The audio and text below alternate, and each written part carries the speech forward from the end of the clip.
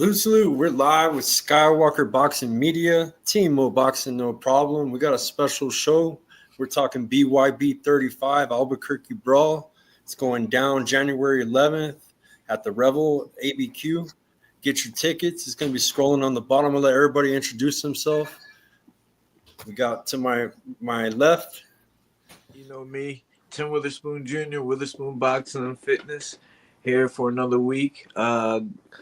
Looking forward to this good show. Nice. We got Roberto. You want to introduce yourself? What's cracking? Yeah, my name is Robert. I am the CEO of Fightbook MMA.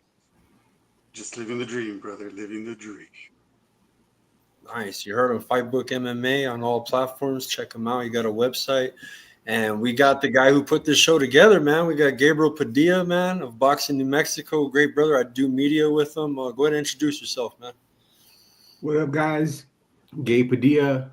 Just want to say thank you for having me. It's an honor and just very excited for the show next week. So thank you, Tim, for putting everything together and having me on the show. Yeah, man. You're welcome, man. Thank you. And then we got Coach Paco, man. This is one of my coaches, man, part of a gym I go to. I got a tracksuit coming. It's got the Skywalker and the Duke City Underdogs.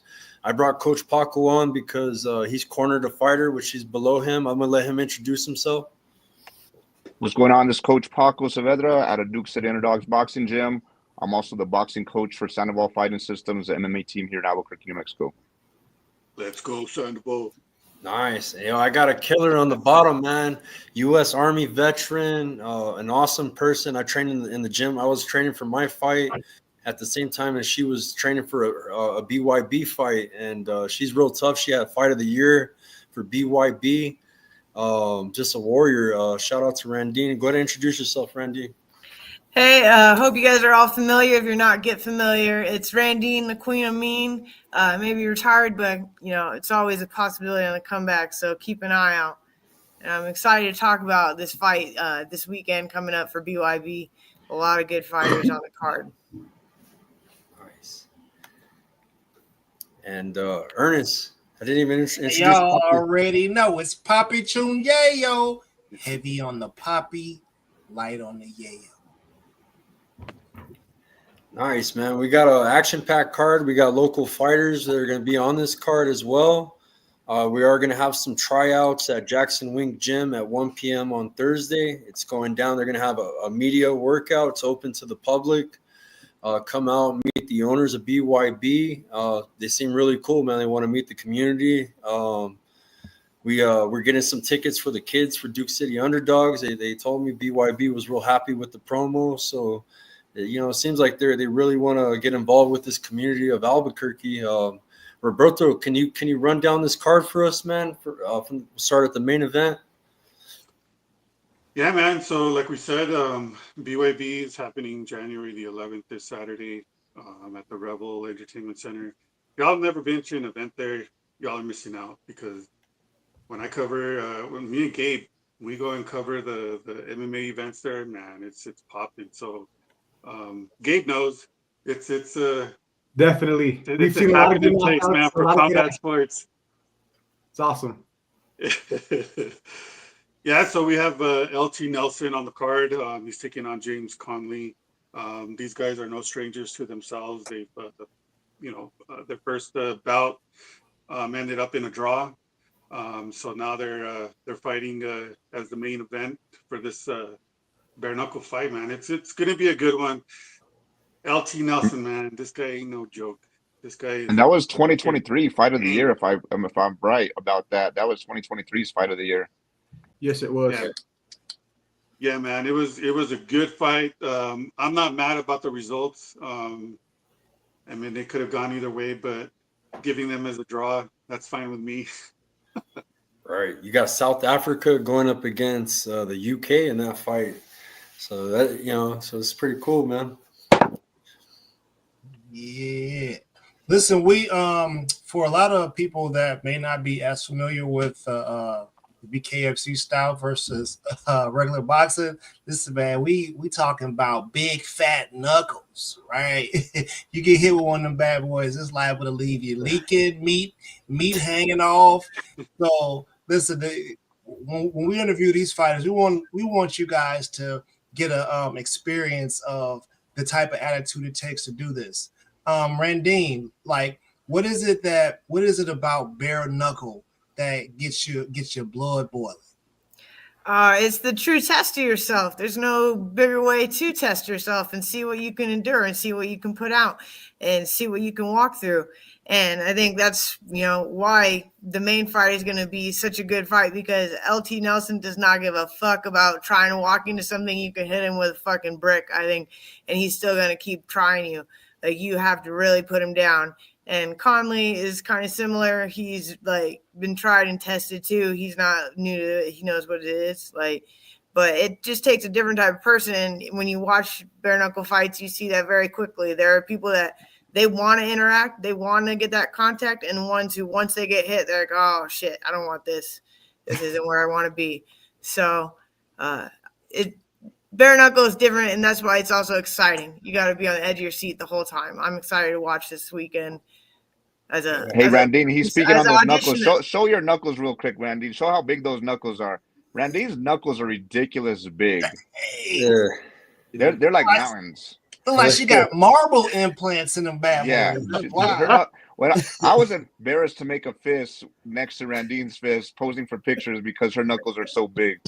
Yeah. Well, we know that, bare knuckle has been a real popular thing, more so in Europe and the UK than in America. And right now we're seeing an explosion of it in America. And not only an explosion, it's kind of taking on, like, it's getting to the mainstream. How do you guys feel about this sudden emergence? Anybody can answer this. How do you feel about this sudden emergence of bare knuckle into the mainstream? I mean, really, it's up there with boxing and UFC right now.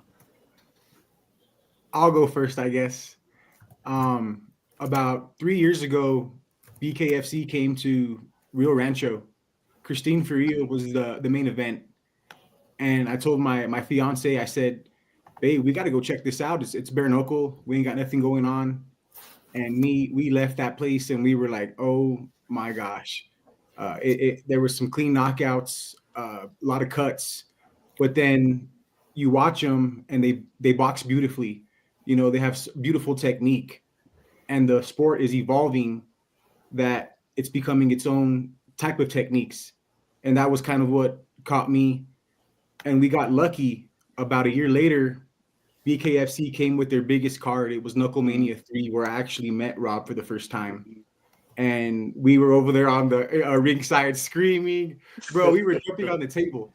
I think Rob even did a super splash off the table, because the main event, Diego Sanchez, Austin Trout. I mean, we were going crazy, man. And it sold out Tingley. New Mexico hadn't seen a sellout like that, I don't even think, since I've been alive. It's been a long time. And for them to bring that card together, I was like, wow. And then they kept doing it. It kept growing. It keeps growing. And I was wondering when BYB was going to come. And finally, I'm so happy that not only are they coming, but I was able to be a part of this show. And I really want them from the bottom of my heart, and the fighters really mostly. I want the fighters to have a platform to fight on here in New Mexico. We have so much support, so many fighters, and they just need the platform to, express themselves, get out there and be active. So I really want them to do good. And that's kind of how I got introduced to bare knuckle and bare knuckle boxing. And it's been awesome to be a fan of. So, Right. And I would never have met Rob. Hey, well, I was at the Top Rank fight with Roberto. We're doing media for Angelo Leo, and it was an amazing fight. But remember what I told you, Roberto? I said, man, I went to a bare knuckle fight with the Juggernaut. I got to see the Juggernaut Hunt rise from the dead, man. And we had Austin Trout and Diego Sanchez. It was just a badass, man. And the whole place was sold out, man. I was up in the nosebleeds. I mean, I've never seen a crowd so big. Completely sold out the house of Tingley, right? Yeah. And Shout out. Yeah, it was 2 sections, man, at Top Rank, and I was like, man, why didn't they sell out for Top Rank? But yeah, we like blood and violence in Albuquerque, man. We're all about it, man. And I think it's a perfect home for bare knuckle. Any of these big platforms, man. It's bringing entertainment to our city. It's giving hope to fighters to where they can make a living and fight, for a promotion.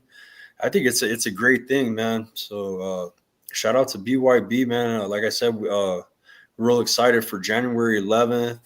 Well, we got some local talent. We got Cody East on the card. I see he's also a boxer, So we got some boxers that also box, but they also do bare knuckle. We just had Austin Lewis on the show. He's a bare knuckle fighter, and he also boxes professionally as well. So, it's a good way to make money. You need to make money. It's not just the people in the parking lot anymore, for sure. It's definitely trained, skilled, professional boxers, guys that are trained in MMA, and other multiple different arts of fighting. They're not just street fighters. They're legitimate trained athletes. Well, this is what I wanted to ask too, because and especially, I guess you'll be a good person to answer this question, because in regular boxing, finding competition for females is hard to find. I would imagine bare knuckle would be even more difficult. But my man, I'm sorry, I forget your name. You said there's plenty of fighters, Gabriel. You said that there's plenty of fighters that want to fight. Is that the case? Is there plenty of fighters, or are these matches hard to make? I think it could be a mixture of things that can kind of conflict, why certain people aren't active as much.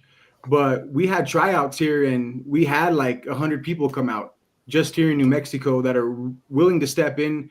I mean, from El Paso to kind of West Texas, even a little bit of Arizona up north. There's a lot of boxers that want to get in there now, and they're on the regional scene, and females as well. So male and females, there actually is a lot of people that just don't have the access.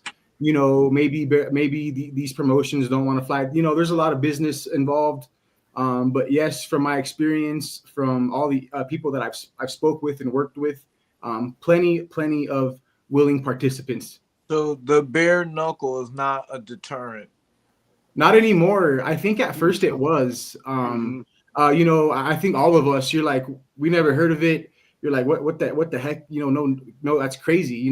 But now they're seeing the money involved, the exposure, not only what it could lead to, after you fight for a promotion like BYB.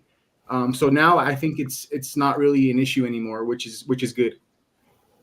Wow. So I mean, like, there can't be an amateur scene, right? Because would you 10 to 12 years old with 30 stitches every other day?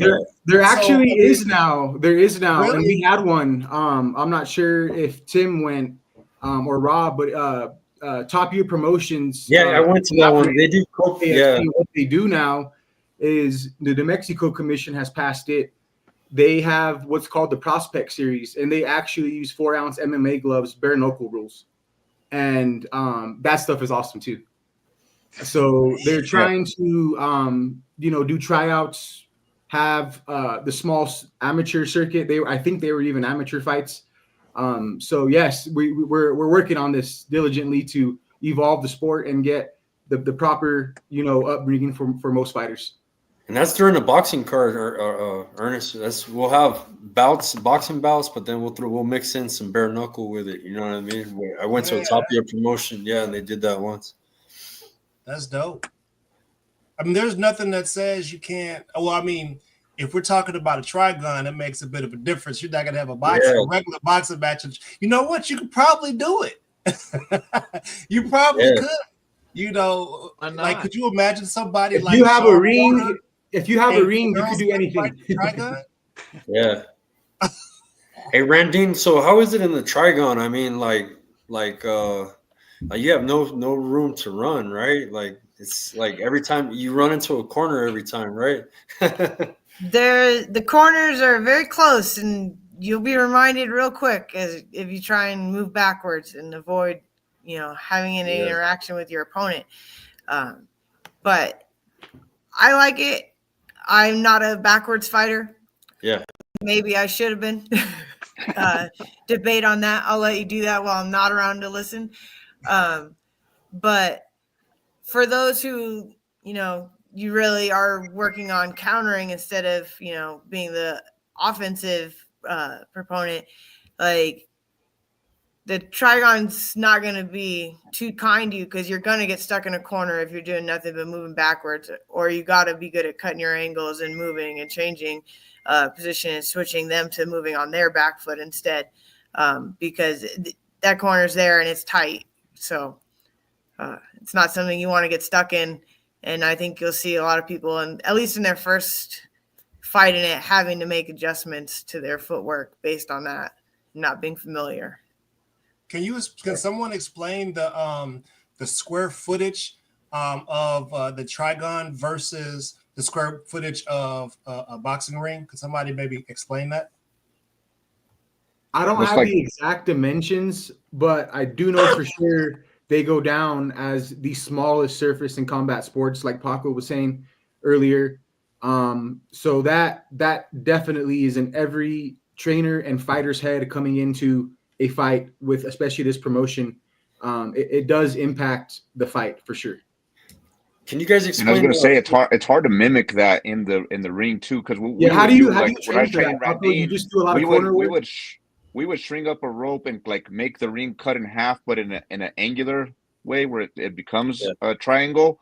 But still, when you're having one corner where it's still 90 degrees, and the way we were stringing up the ropes was just kind of makeshift. It doesn't really allow you to bounce off the rope like it's stationary. So it's kind of hard to mimic the training for that, and it's hard to mimic the sparring for it as well, because you're going to still spar with headgear, and sometimes we spar with no headgear prepping the fight, but at the same time you're not going to spar bare knuckles. So it's when that first initial gets hit in the fight is not only a different type of surface, but it's also a different type of feeling when you do get hit.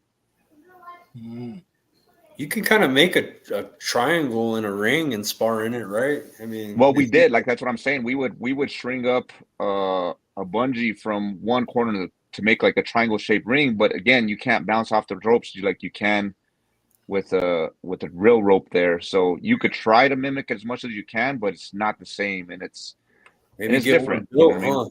Just do what Dada did in the beginning, man. Just throw some sticks in the backyard and tie some ropes, and there you go. Make a triangle. Hey, Roberto, elaborate on that guy Dada 5 on how this sport got evolved with BYB. Oh man, Dada 5000. You guys know the story of that, or the story behind it? I really don't. All I know is that he practically died twice fighting. What's his name? God, that just his name just escaped from my head. do you know, Randine? Do you know? Yeah, I know it, and that's one of the reasons that I really like his promotion over BKFC. Not knocking on any promotion, but he's really truly built it up from the ground up. He would throw fights in his backyard, charge people admission to watch, and he set up his ring as a triangular ring and small in purpose, so they would be entertaining fights where it makes you, interact with your opponent. And it's not about just like staying away, and people in the audience are getting bored. It was about entertaining. It was about supporting the fighters of the community. It was about, giving people a safe, fun place to hang out and do something for a few hours without, causing a problem. And it's going to do the same for Albuquerque on Saturday night. Like, it's going to give everyone a place that's, just chill and, no one's doing any shit with each other. We're just watching fights that people have signed up for, that they want to do, that they're going to put their all into. So Yeah, I think it's a great story. He's built it up from the legitimate bottom. There's no fucking no shicey shit in this promotion that, right. And that's what BYB is, backyard brawling. That's where the name came from. BYB is backyard brawling. That's what they would do. Him and Kimbo Slice were doing that in Florida and putting fights together in Florida, and it just grew from the ground up, grew from a backyard, and now they're having it in arenas. So this is an awesome thing to have. And I know people in Albuquerque always saying, there's nothing to do here. There's nothing to do here. This is something to do. Get out there and go see this event. It's going to be unbelievable. Like, my brother was a big MMA guy. The first time he saw a bare knuckle fight, he was hooked. He was this is where it's at. Yeah. Man, I remember watching Kimbo get at it on Yeah. YouTube, man. Ooh, that was a bad boy, Yeah. man. I want to read Don McGuire's comment. He works with BYB. Shout out to Don. He's also a Hall of Fame inductee. He says Data and Kimbo are cousins. The promotion was to bring them back together legally. Kimbo passed before the meeting. I'm from the underground with them. That's what he was saying. So shout out to Don McGuire in the chat. Yeah, so that's pretty cool. It's more of the roots, right? That's the real, this is the real backyard brawling, and then the triangle surface makes you want to fight. So and it's true fighter to fighter respect. Like Data is with a promotion that's choosing fighters that want to be fighters, that want to fight, and getting some businessman that's just picking you out because he thinks he can make money off you getting fucked up. And it's crazy off that too, because like they put us all in the same hotel when we're out at these events, and you'll see two guys that are going to square off in the evening, and they could be having breakfast together in the morning, and there's real respect for each other. Might get a little heated at the press conferences and stuff like that, but when it's all over, it's all love again. And that's one thing I love about boxing in general, is like you could have a lot of animosity towards some person and talking about each other's families and bringing up history and what have you, but once it's all over, they're hugging each other and they're showing nothing but respect for each other. Yeah, Tim, could you imagine that, man? Like, yeah, I'm about to knock all that turkey sausage you ate this morning up out of there. Yeah, I Eat mean, all the bagels from the boxing aspect, from the Hilton Continental breakfast.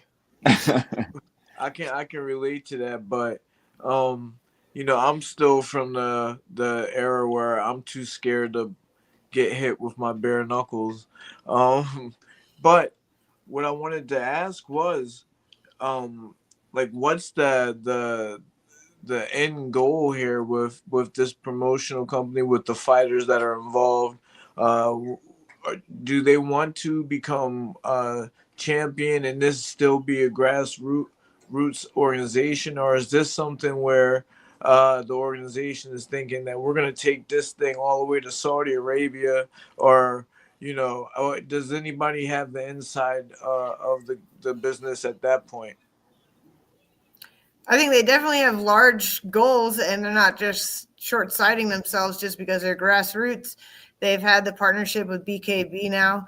They're definitely trying to work internationally and, be a large-scale, competitive promotion. So and I think they did have a fight somewhere in Saudi Arabia or Dubai or somewhere before. BYB did put a show out there. They go overseas a lot. Definitely. Yeah. They have like Randine was saying, they co-promote and I think even own BKB now. Yeah, they in the UK. Hey, so I follow them, Tim, and they put up a billboard on Times Square for Albuquerque, bro. I'm not even kidding you, bro. They're putting up advertisements of their fights on Times Square. In Times Square, bro, that costs money, bro. I want to know too is, for somebody like me that's in Philadelphia, where am I watching these? Where am I getting my information, my updates for, these events? I know they have Instagram. No, but they stream their fights on BKB. That's where they stream all their fights at. So they have their own streaming service for their fights. You know what I mean? And that's kind of the growing pains bare knuckle promotions are going through, all of them now, is they're trying to get the broadcast deals going. They're still early on, and even though the sport is evolving, there's some money there, some big paydays. I could say a couple of things for sure.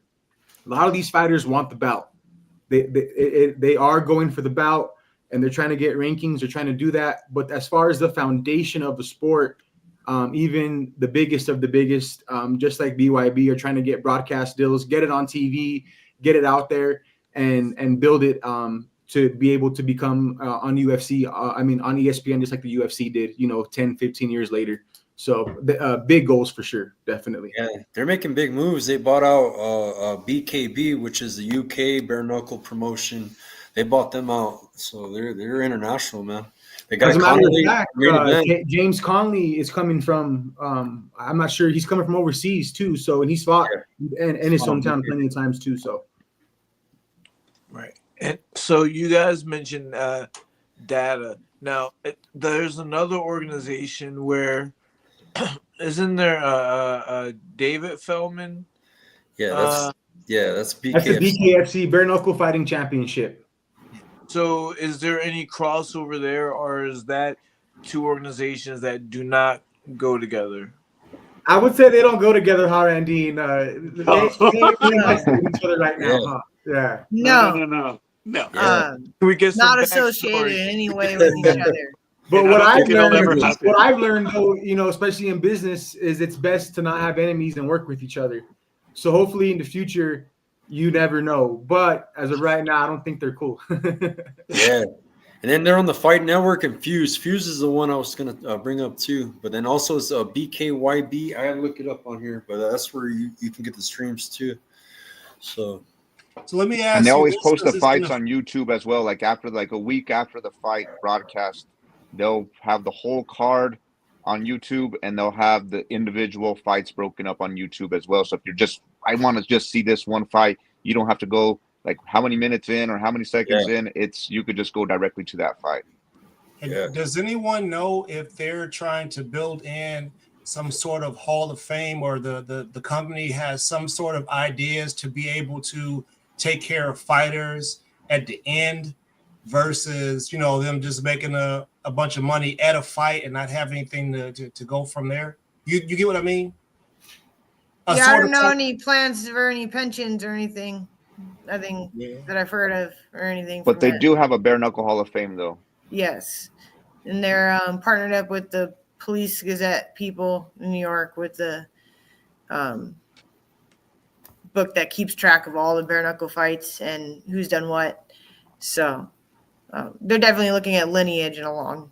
Well, I'm just saying it would be a great circular a way to bring it all the way back to the fighter, as if there's some sort of pension plan in there to take care of you. Man, listen, I don't want to see anybody expire for my entertainment, but you guys are providing entertainment but risking your lives, right? So we want to see y'all being taken care of for giving us that sort of entertainment. Well, If that's that the makes thing. sense. Like bare knuckle's been around for like, you know, before there was gloves, there was bare knuckle boxing. You go back to the Sullivan days. But with that is there was less brain injuries during that time, less deaths, because you're when you're hitting with bare knuckle, you're not going to hit as hard as when you have a glove on. You're going to hit a lot harder when you have a glove because of the hand injuries. And so like that's where kind of like the gloves came into play. It wasn't necessarily to protect the fighter's face, it was to protect hands. And so you don't throw as hard, and so there was less injuries. When you're constantly getting hit with 8-ounce gloves over and over and over again, you're going to withstand more shots, and the fight's going to go longer. You're going to go 12 rounds rather than 5 rounds. And that's what's going to lead to that brain injury that's going to affect somebody where they die later on, you know, that same night or later down in life. I got a question from from what Paco said. The science based on it has been coming out, and that's kind of the big push that these promotions got, is they were able to become legal. They didn't have to fight in the Midwest in some random town. You know, they brought the science to these commissions: California, Pennsylvania, New Mexico, working on New York. They're saying that it's less damaging to the brain as far as the CTE stuff goes. And when I talk to tons of fighters, especially boxers, a lot of them aren't worried about the cuts, you know, the brain damage. It's their hands. The hands take such a beating, you know, just hitting bone to bone like that. That's kind of what I've heard a lot of, is they're more concerned with hands. And that's like a big technique involved now, is hand placement, where they're aiming for. They're not just aiming for the head every time now, because they'll break their hands, you know, the first fight of the first punch thrown. You know, and if you look at the history of bare knuckle boxing and you look at the poses they used to stand in, they were throwing a lot more body shots. That's why they had that kind of stance, like the Fighting Irish logo. They fought in that stance because they were throwing more body shots. They weren't so focused on head shots because they were throwing those bare hands. So when they would hit a skull, it would do more damage than their hands. So they threw to the head a lot less during the bare knuckle days. Yeah. And Randine, what's the secret to healing up? You look great. Like you've been in some wars. I don't want to talk to a crowd, but yeah, I've seen you come back, and I'm like, I couldn't even recognize you. I've never come back looking pretty from a bare knuckle fight. Nobody does. No. But I mean, you look fine to me. Like no problems. Like you've never been in a war. But if you go back just there, good it's genetics, I guess, You watch that is fight. just kind of worked out in my advantage. Lots of lotion, lots of ice. And I've never broken my hands, not a single fight. So it just kind of They're lucky. pretty red though. After we got a couple pictures of how swollen. I'll have to share that. If you guys want Yeah, that they picture, blow up shoot like me an balloons, email. that's for sure. And but yeah, they're ballooned up. They're super red, and yeah, her hands took some damage, but never broken, but take some damage. And they have the best cut men working for the organization of BYB. I gotta say, shout those out to guys, Vic and those guys got Big shout out to Big Surge, both Surge I amazing agree. cutmen. Vic the cut man. Those guys are amazing at what they do, because when these guys go out and compete, and ladies go out and compete, they're going to battle. Like there's cuts every fight, and it's a mess. And those guys got their hands full when they're dealing with the cuts that they deal with in the bare knuckle. And that's one thing. Like as a coach, I always try to like steer my fighters. You don't want to go do bare knuckle, just because the recovery time is longer. It is, you're taking cuts, and then once you have that wound, you could get stitches, you could get cosmetic surgery to heal all that, but that's scar tissue. At the end of the day, that's scar tissue. When you go to that fight again, that cut's very easy to open up again. So like as a coach, I'm like always, but like Randine, there ain't no stopping her. She's a different breed, and that's one thing. Like she was always a crowd pleasing fighter. Like the crowd would get on her feet when she was in the arena, just because they know she's going to bring that fight. And when she, we'll call it, a little bit of retirement right now. I don't know. She talks about coming back, but it was, you take damage, but at the same time, like as my job as a coach is make sure my fighters, like you were saying, Poppy, is,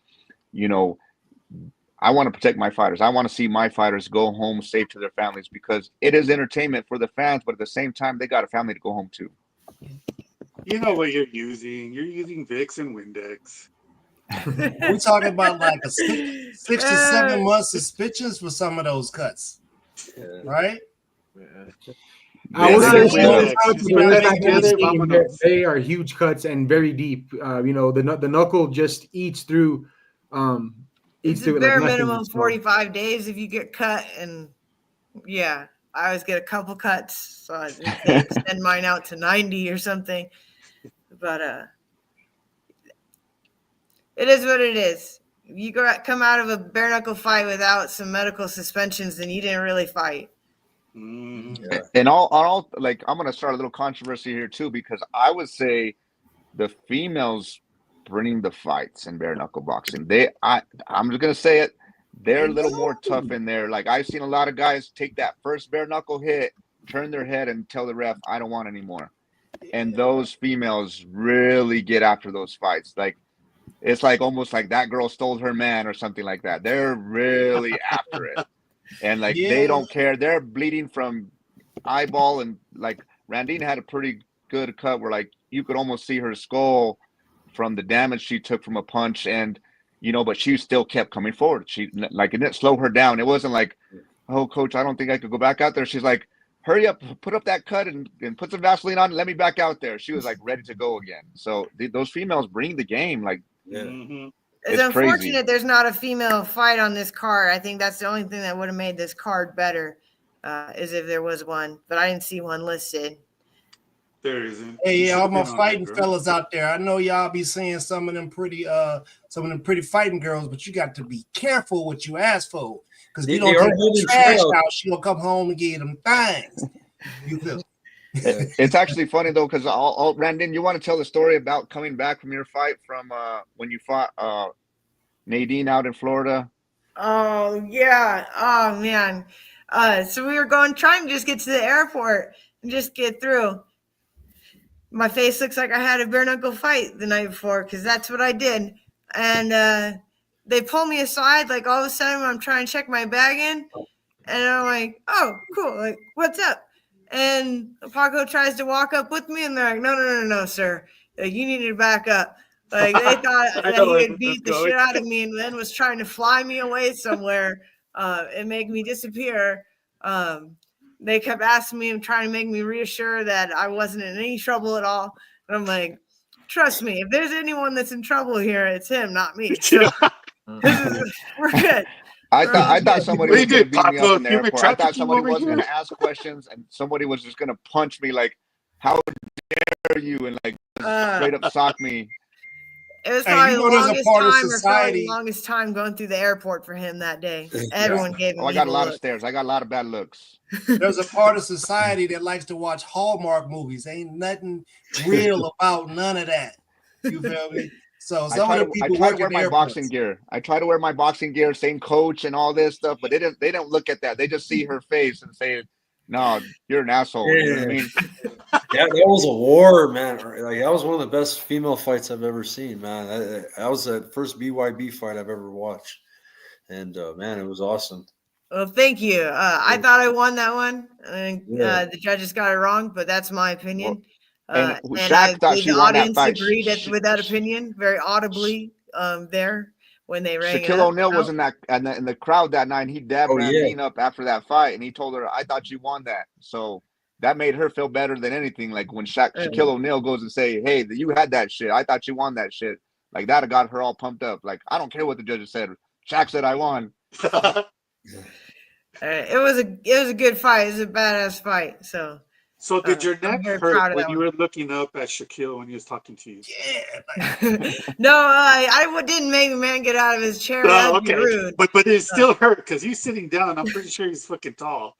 Oh, he's big. I compared my fist to his fist, and down. I was like, oh damn, Shaq would mess somebody up in the ring. yeah. He did fight. Who did he fight? Shane Mosley or someone? Mosley. Yeah. Shaq did a lot of stuff. He got rap bars. He'd have been a sheriff somewhere. Papa John's. Really. Gotta get him in bare knuckle. Multi-talented. Shoot. So what are some of the training techniques? You mentioned that the gloves are a big difference. You know, of course you want to train your hands to get ready for it. What are some of the things you do to prepare yourself? I mean, a lot of mental work to stay focused and be like, keep my mind focused. I know a lot of people do a lot of rice and sand technique to really coarsen up and like callus their knuckles and help themselves in that right. You know, do some bag work without any gloves at all, help strengthen up those wrists and the tiny bones in your hands. Just anything like that's more specific just for what the issues are that are going to be in there. You can't, as a straight box, you have to be able to have some sort of grappling and such in there to go, if you're really going to use all of the bare knuckle rules to your advantage, which you want to have as many tools in your toolbox as possible. So you're doing your wrestling, you're doing your grappling, you're working with like Muay Thai clinches and such and trying to work on that, you know, instead of just straight boxing and breaking up when you tangle up, you know, like you're like, work out of it. Let's, you know, keep going because they're not going to stop you in a fucking fight for that. Like, so there's a lot of different areas where you have to figure out where is your focus and what do you need to improve the most for this fight and this opponent in this particular situation. Now, when it Yeah, comes because in bare knuckle, you could pull their head down in this motion and throw that uppercut. That's completely legal in bare knuckle. So as long as you don't have them in a headlock off to the side of you, you could grapple and punch. So it's a little different. It was an adjustment for sure for me for transitioning to training for bare knuckle. Didn't Tyson Fury say he dipped his hands in gasoline or something like that? I think the Gypsy King did mention something about like the old school ass bare knuckle guys that he comes from. Yeah, I did something with like gasoline to toughen up their knuckles. Yeah. Yeah. Seems like I'm gonna need some different type of rules to figure out to stop people from doing some Kumo taste type shit. Yeah. Have you guys been to a bare knuckle show? Any of the Tim and Tim crew? Not in person. Too bad, man. I would say we'll have to get you to one very soon. Yeah, but we're out here on the East Coast, so you can't fly out by next week. We have tickets. Hey, Gabe, how close were you? Were you like sitting ringside when you were doing the events? Yeah, I've been to a lot of events. Most of the time I'm in the media zone. So it's when not you did a the bare knuckle, closest, but It's close enough for sure. It's super close, but then Okay. they don't always 'Cause have big shows. I was just asking because like the first time I did the show with Randine, that was BYB 10. That was out in Biloxi, Mississippi. The first time I seen a big punch land, you could hear the flesh ripping open from the knuckle punch. Yes, definitely, And man. it sounds like somebody's ripping curtains, like the sound of a garment shredding, like somebody stretching it and pulling it apart. That's what it sounds when the flesh opens up. So you could can hear actually it hear the through the flesh full when you're sitting arena. close. Yes, you could hear the shot through the full arena no matter where you're sitting. Oh, Yeah, that bone on bone clashing is a good thing to hear. It's we're doing this. They're doing this for real.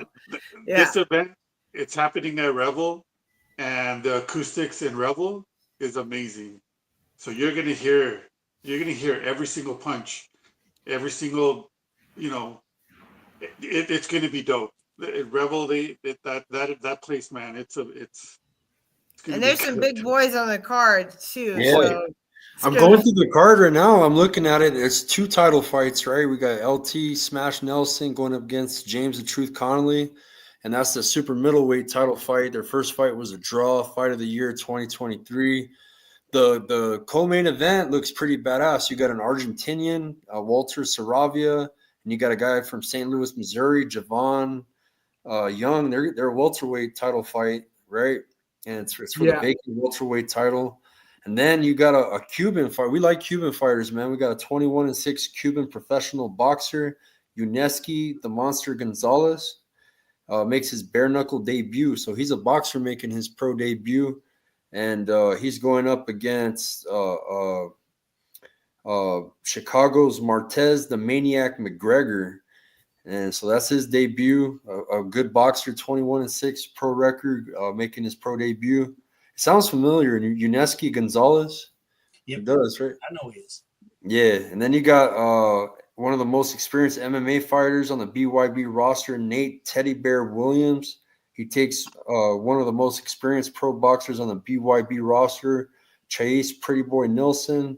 Then you got the local fighters, right? And you have like Cody East. You got Albuquerque's Cole Griego making his debut against Mexico's El Diamante, Carlos Guerra. So the card's stacked, man. It's got a lot of fights on it. Let me read. You got local Henry Boom Boom Barahona will face Matthew Maestas in a middleweight matchup. We got a lot of local talent on the card, too. We got Albuquerque-based Nicholas Whitmore making his debut against Giovanni Rosales. And then we got Cody East. I know Cody East. He's also a heavyweight boxer. He's undefeated in bare knuckle. He's going to go up against another undefeated heavyweight, Dylan Rush. Then you got Cole Griego making his debut. Like I said, I already brought him up. But yeah, so it's a good card. I had to go ahead and put the whole card out there. Any of those fights we got to keep an eye out for? Are Hatch and Lurwell not on the card anymore then? Is who? Hatch It looks like they are. They're on the card still too. Yeah. Because besides the co-main and the main, that's the fight that I'm really excited to watch. That one's going to be a KO for sure. Who has better success? Just don't know which side. Who has better success than BKFC? Former boxers or former BYB martial artists? Yeah. Who has the better success? Oh, man. I say it's a mixed bag. Like I'm not sure. I think boxers, but it might be MMA if you really looked at the numbers. But I think I can see a boxer throwing the wrong punch and breaking his hand right off top. Yeah, but then you've seen Austin Trout just literally just slice and dice through a promotion, and practically he owns the promotion now. So boxers do really, really good, but then there's also some MMA guys that do really, really good too. So but you definitely see boxers excel most of the time. I want to say like over 90%. I mean, they do really well. Okay, so if y'all get Cuban boxers in there, you're gonna have a problem. Well, there's Yeah. already a There's a Cuban few that boxer on the are- promotion. There's already a Yeah, Cuban boxer bro. that he's not fighting on this Yeah. card, but he fought on the last card. Yeah, That and he guy's is a he's a problem. monster, and like I've seen the same thing. I've seen some training videos on this guy that's making his debut on this for bare knuckle. Seen him in the Yeah. gym. I'm like, yeah, it's going to be a Cuban takeover. It's going to be like Yep. Cuban Missile Crisis again over here. It's gonna be bad. Don McGuire says BYB has more boxers in it than BKFC and all that. So they scout out boxers, and they kind of you reached out to me, Gabe, to go hit up the gym to get people interested in trying out for BYB.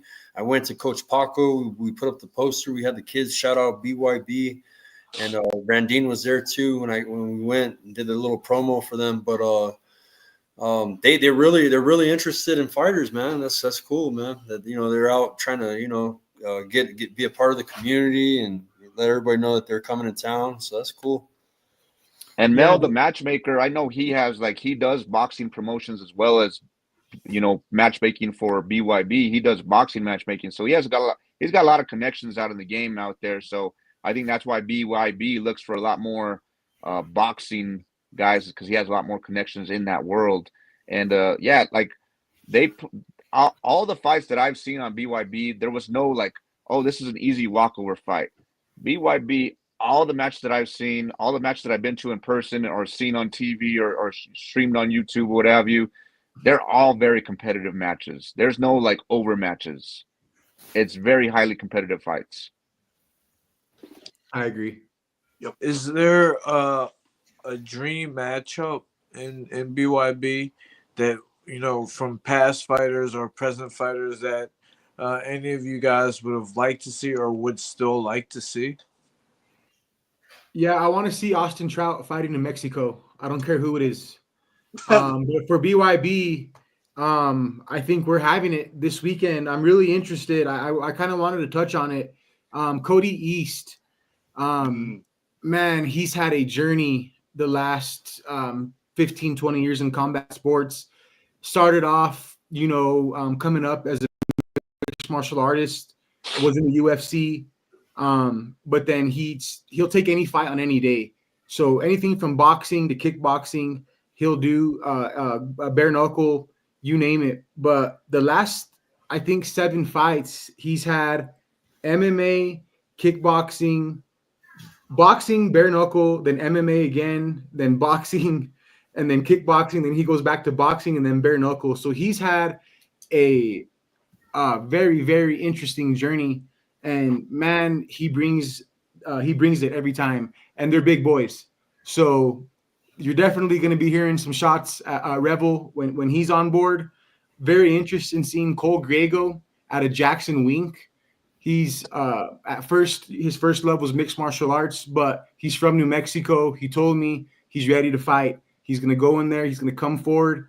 He's been working that corner with his coaches, very well prepared. And then you have Henry Barona that's been very active. He just fought about 3 months ago in an MMA fight, and he just knocked the heck out of some guy. I think Rob was there. I forget, or he might have choked him out. I could be wrong, but he finished the guy. He comes to finish the fight. So there's going to be a lot of New Mexico talent that are debuting on these cards that are going to be really good. So, Tim, I want to interject something like that, which you were saying earlier, too, about these promoters working with each other. Talking about dream matchups, I don't have any particular fighters, but I would like to start seeing BYB put their best against BKFC's best and have kind of some mixed shows and that. That would be the dream to me, is to see something like that. Get these promoters to work together and put on shows. Maybe do one show, you guys got to come over to the Trigon, and then the other show, those guys got to come out to the circular ring that BKFC uses. Right. Whatever which way they can make that work, that's what I would love to see.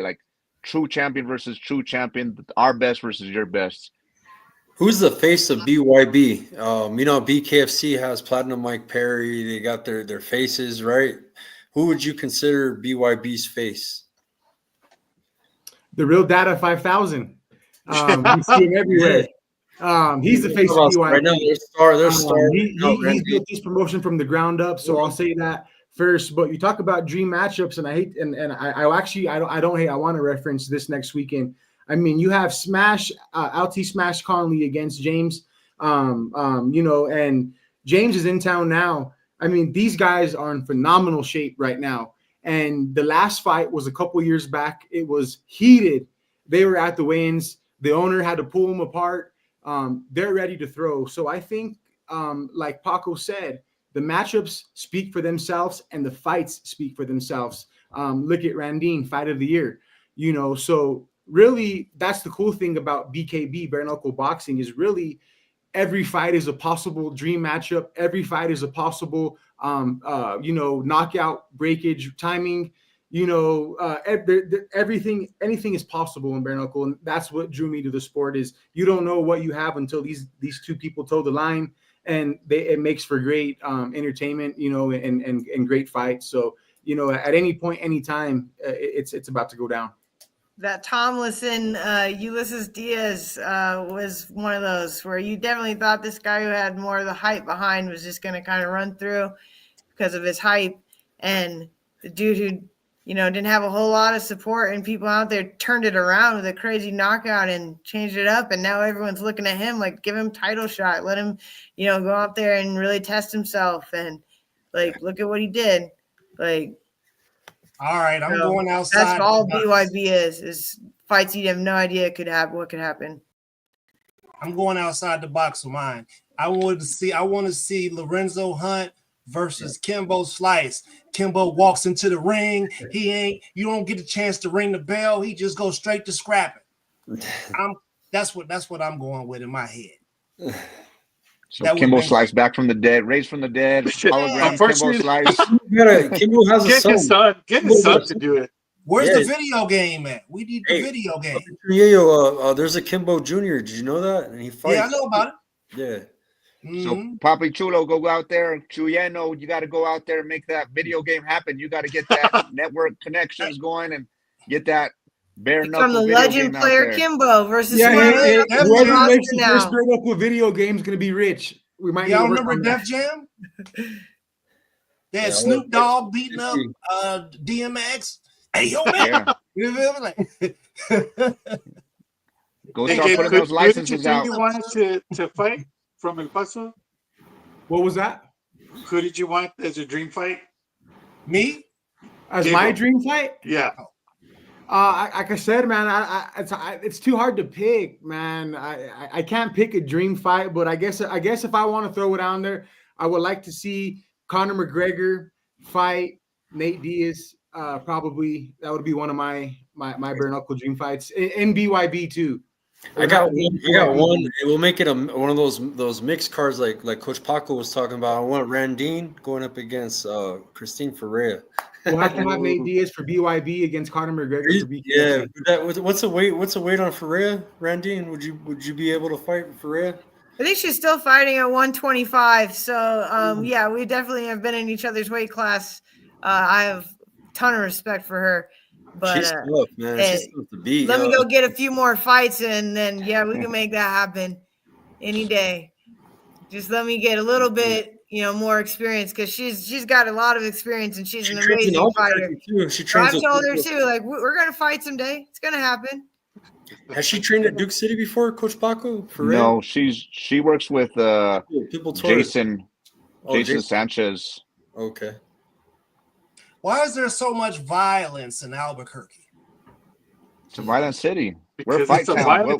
Whether we're fighting all with gloves or we're Roberto's fighting fault. with guns, it's a violent. It's all my I'm fault. listening to this. I'm like, bro, it's beautiful. I would like to out see there, more people fighting with gloves than guns, but it's a violent city, and we're always been known for a fight town. We've been a fight town since before Johnny Tabi. We've been a fight town since Bobby Foster. I mean, we've been in this game for a long time. I'm glad it's growing as boxing is growing again.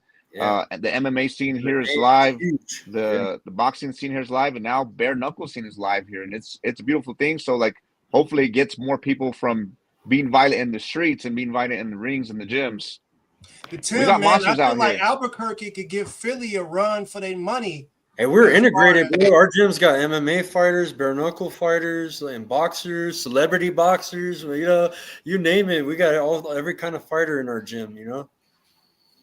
That's what kind of place breeds fighters. When the jobs run out and all that, you gotta fight to make a way.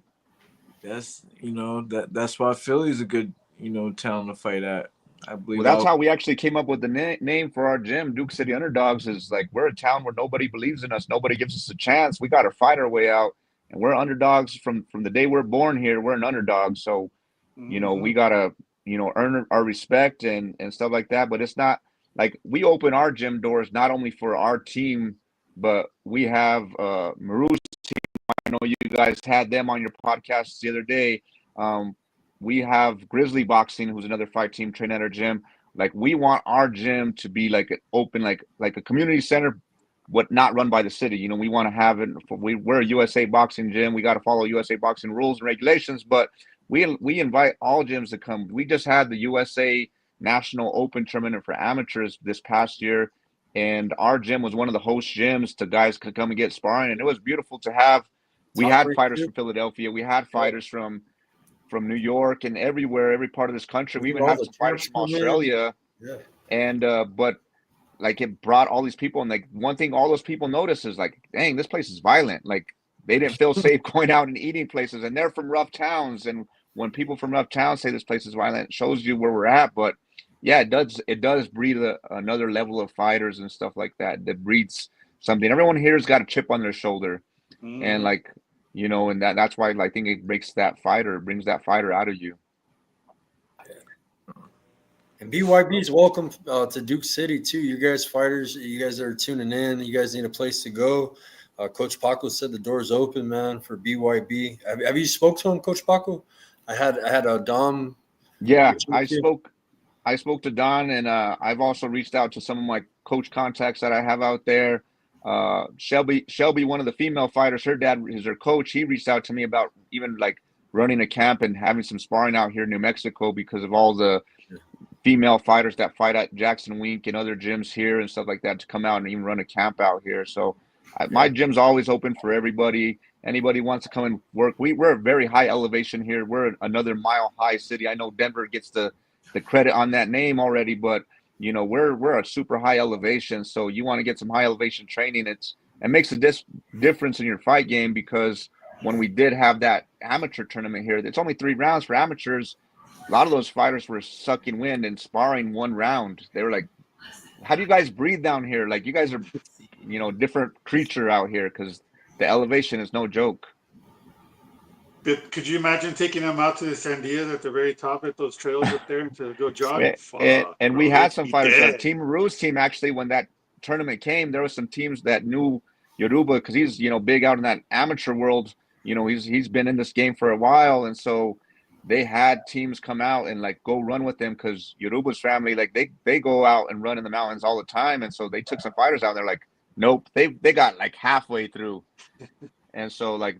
I remember when I first went and did that run with them. I'm from here. That's a rough run they do. And but the elevation is not a joke here. It burns your lungs. If you're not used to it, it will burn your lungs. Look, guys, my hour on the show is up. I appreciate you guys having me on. I'm going to be tuning in this week to, I guess, my first ever front to back bare knuckle event. I've never watched. I'll share it with you. I'll make sure you watch it, man. For sure. Go watch some of Randeen's fights. Randeen's got some great fights out there. I guess you fought Jamie Driver. I did. Remember, I took that though on 10 days' notice and going up 2 weight classes. For sure. So, for sure. Before you talk shit when you watch it, just remember that. And I might see you someday. But no, they say those up because I don't think nobody's going to talk anything. That I seen was amazing. It was fight of the year for BYB. That was against. Yeah, if you got to watch any of my fights, Nadine. I say watch me versus Nadine Mattendiel. It was a great fight. And I think brutal. It was brutal, bro. The decision should have gone a different way. Man, that fight, you'll be entertained. But I'm always entertained. Have a good night. And I'll see. Nice to meet you, man. Man, you too. Yeah, Tim's famous too. Comes from a famous family. Father's Tim Witherspoon. He's also a former professional. Fought Tevin Farmer. He has another fight. He's coming out of retirement. He's fighting on February 4th for Country Box, so that's a big deal for him. And yeah, man. So Tim.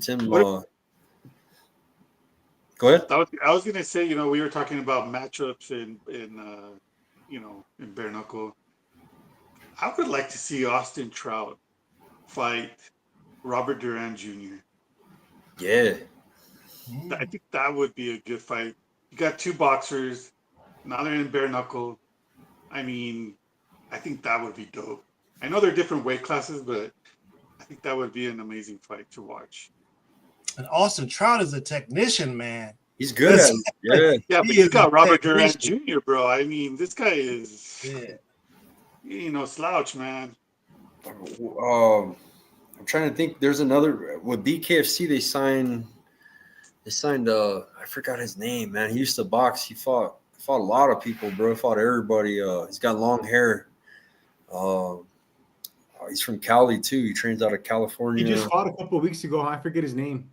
Oh shit. But he's popular. He fought Paulie Malignaggi. He fought damn, bro, I can't think of his name. But yeah, I'm seeing more pro boxers, man, making that transition. So that's pretty cool.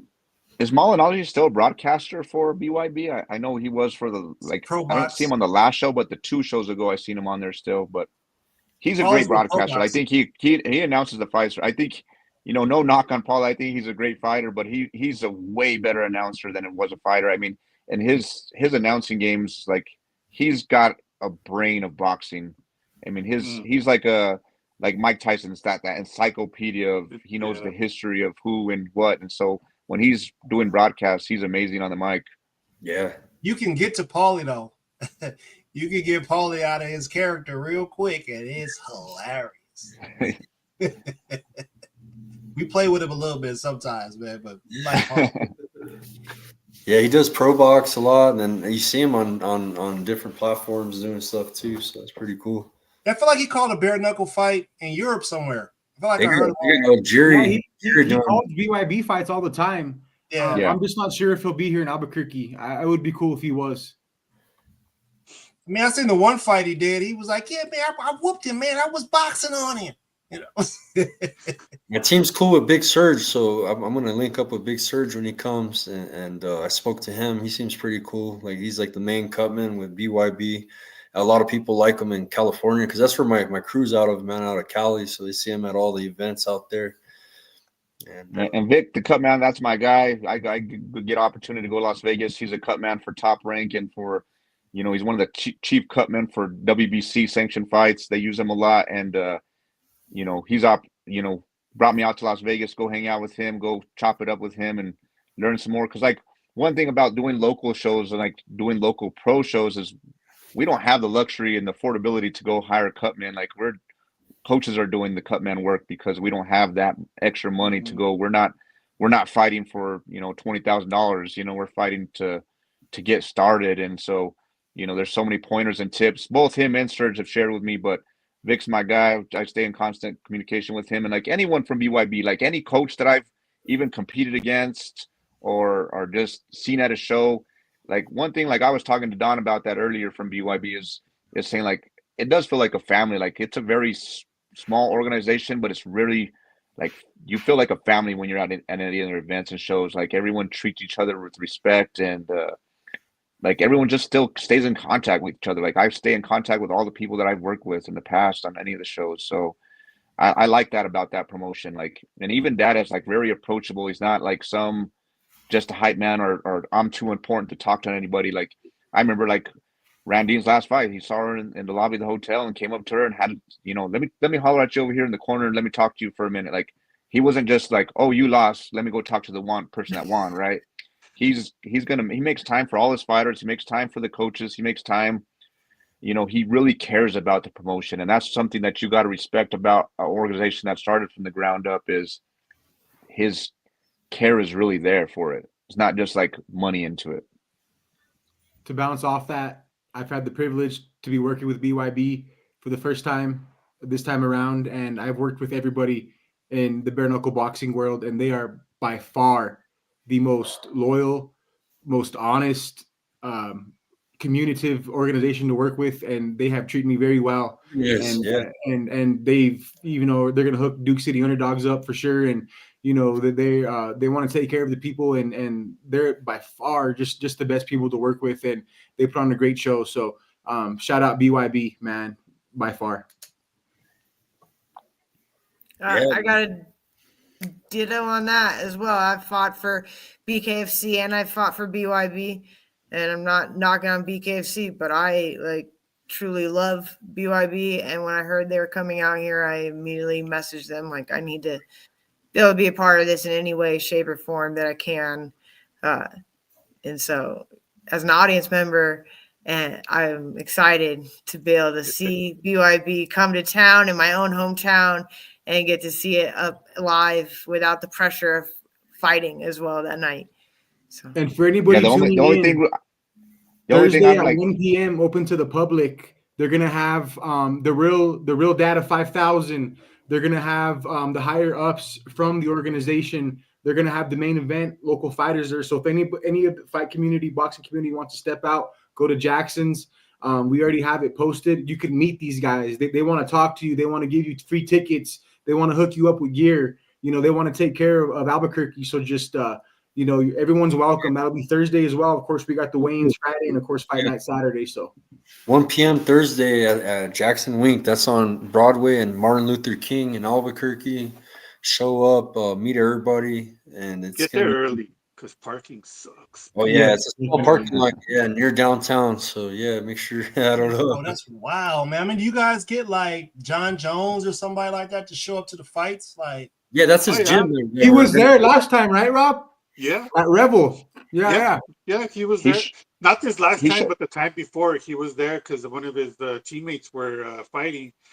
Dude, I went up to him to get onto the catwalk so I could take some pictures, and I went up to him. I was like, "What's up, John?" He's like, "What's up, man?" He just gave me knuckles, and I was like, "You enjoying the show?" And he's like, "Yeah, man." And I'm like, "You here to support someone?" He's like, "Yeah, my guy right now, he's coming down." And I was like, "All right, bro. See you later." I mean, very approachable guy. Very approachable guy. That's cool. I know where he lives. And he shows up to lots of the fight world, fight worlds they host at Revel all the yeah. time at the Revel, and he's always there, like just supporting local fighters. You know what I mean? And just showing face, and got to appreciate that when the big names come out and support local fighters that are on their way up. We need the big names to come out. We need the influencers. We need the pros. We need everybody to come out, spread the word, so New Mexico could grow and have more platforms, not just BYB. But I want BYB to come like 3 times, of course, next year. But I want everyone else to come, so just the fighters can make some cash. You know what I mean? That's what we're all here for. It's happening on Saturday. Show up. How many fights are typically on a card? 8 to 12, I would say, depending on the size of the audience.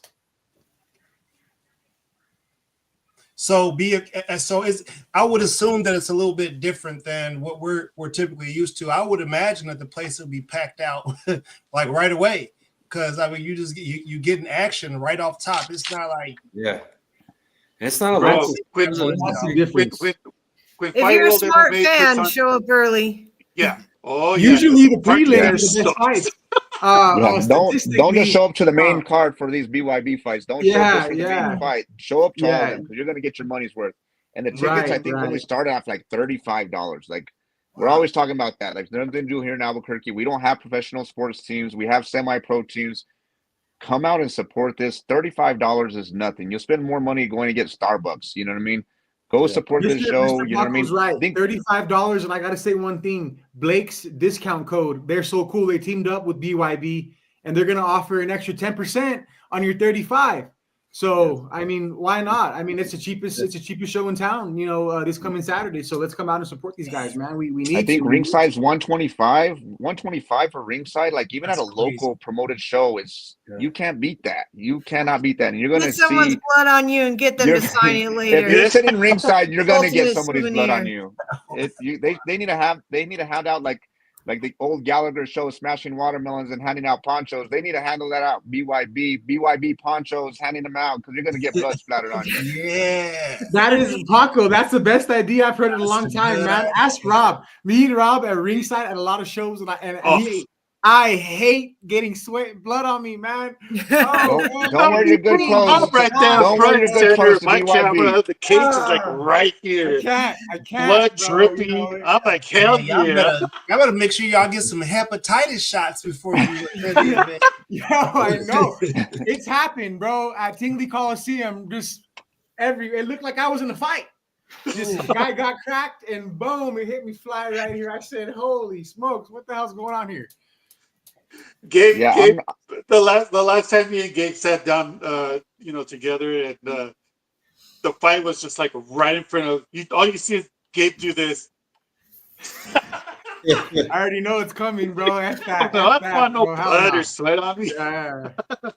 I always have other coaches ask me too, like, why do you insist on wearing brand new white shirts to the fight? I gotta show up. I gotta show out. I gotta shine a little bit too. You know what I mean? Yeah. But I'm always wearing brand new white shoes to the fights, and like, they don't last. They're new for a day because they're gonna get blood on them. Exactly. Sell them on eBay. Get the fighters to sign it, bro. There you go. No new creative ideas. Yeah, I gotta start doing stuff. I gotta think outside the box. Yeah, dude. Yeah. But yeah, you guys show out, man. Thursday, Friday, and Saturday, there's events. We got Thursday, 1 p.m., Jackson Wink. Friday at the Revel, 5 p.m., weigh-ins. And then Randine, are you Saturday- making any of those? Like, I know you're a working woman and stuff. Are you making any of those things to go out like and promote too? Yeah, Friday I plan on being at the public weigh-ins to see all that because I love a good weigh-in. I am gonna make an announcement too. So the weigh-ins are set in stone. They'll be releasing that information. If not, they already have. If not, it'll be very soon. But I know we're gonna go local. My local peeps, Bourbon and Boots. After the weigh-ins, we'll go have a nightcap, and I'll share a beer. I'll get a beer for a couple of us. In the show right here, everybody that in this show right now gets the first beer on me. So Friday, Bourbon and Boots. After, we're gonna go down there and they're gonna have some free tickets, do a little bit of PR work, and get some merch out, all that good stuff too. So if anybody don't have anything to do, come hang out with us Friday. More than welcome. I love to have everybody there. So I would like to hang out, Randine. Randine's been very busy. She doesn't get out to the gym as much as she used to when she was putting in that work. But yeah, Randine's like, she actually inspired me to fight. Like I didn't think I would step in a boxing ring like to be competitive, and like her toughness really like said like, you know what, I'm gonna go fight. And there was a dream of mine, like, yeah, I could see myself doing some bare knuckle stuff. And that last fight she fought at, when like some guy had his orbital socket broke and like his eye was hanging a little lower, I was like, nah, never mind. That bare knuckle doesn't sound so fun to me anymore. I'm good with just being a coach. I always make a joke, bro. We talk at work and stuff, and I tell my friends, I say, I'll get you a fight. How much do you want? 50K, 100K. I say, I'll get you 100K. It'll be bare knuckle. Oh no, fuck that. I say, all you got to do is just, you get popped one time, just take a knee, bro. You might not make it out. You might not make it out because the people. And you see that, and that's why, like I said, well, all you got to do is just take that knee. Those female fighters, I'm telling you, those female fighters like Randine, just like she walks through shots, and I'm like, me as just like standing there, like I'm in awe of her sometimes. Like, and not trying to gas her up because she's done, but like how did she walk through that shot? She just ate a huge shot. Her face is just bleeding profusely, and she just keeps coming forward and pressing forward. Like I know Dad had tried to talk her into like, hey, you're not done yet. Like that last, I don't know exactly what was said. She kept. I know he's good at that. He goes, one of you's going down. Let's see who it is. Fight. You know what I mean? And I know some of the coaches even talked to her like, you can't be done. You can't be done. I know Coach AJ talked to her like, you're not done. You're just getting started. And like, but like that's what, like I said, one thing I liked about that, like even some of these coaches reaching out to me, like I was new into the bare knuckle scene, and a lot of these coaches like gave me advice, gave me tips. So any coach out there that's, gave me advice, whether you're an amateur boxing coach, Yoruba, Coach Frankie at my gym, you know what I mean? He's the head coach in charge at Duke City Underdogs, and all these other coaches in New Mexico, or any coach that I've worked with in the BYB organization. Thank you from me to you. Thank you for like always being there, like being it's all love, at the end of the day. Yeah, we're trying to beat each other. Our fighter, we want to out tactic each other, but at the end of the day, like, hey, you should have your fighter do this. And I always take that with a grain of salt. I don't ever take offense when a coach gives me advice. I don't take that as an attack on me. I take that as, hey, thank you for helping me grow. Yeah, man. Listen, you don't want to you go in there with your nice white shirt on and come out looking like Forrest Whitaker. That's not what you're looking for. Yeah. No, but Women like are tougher, I remember bro. seeing Women are way well, tougher than men. Let's just it's put it out there. Yeah. And the that's what reason I'm why saying. too is because they're the only people that can give birth. They can tolerate giving birth. They can do what Randine is over here doing in the trigon.